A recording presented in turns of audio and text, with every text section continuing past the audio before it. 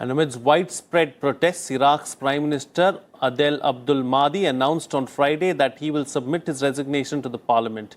The announcement came after demonstrators set fire to the Iranian consulate and hundreds died in anti-government unrest.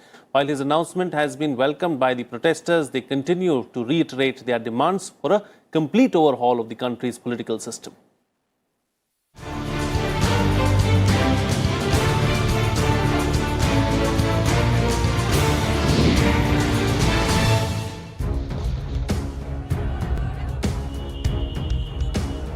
Anti-government protesters in Iraq set fire to Iran's consulate in the city of Najaf on Wednesday night amid ongoing demonstrations in the country.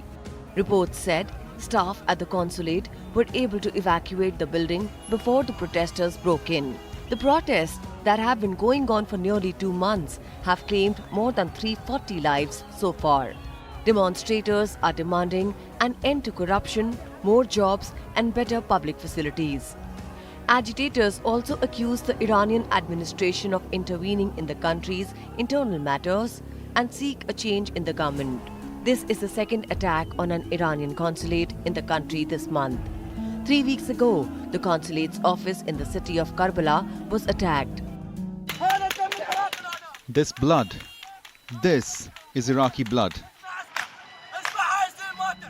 On Thursday, Iraqi security forces shot dead 25 protesters in the southern city of Nasiriyah. Shots were heard from the Zaytoun bridge hours later as protesters sought shelter in nearby areas. Young men burnt it. When the consulate was set on fire, all the riot police in Najaf and security forces started firing on us, as if we were burning Iraq as a whole.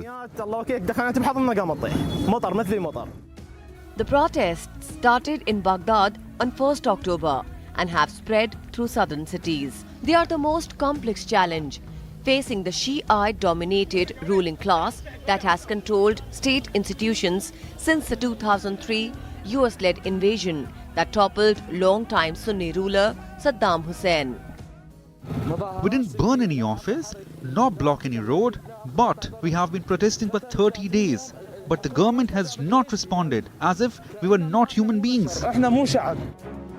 In Basra, protesters blocked government employees from going into their offices with slabs of concrete painted to represent coffins of relatives lost in the demonstrations.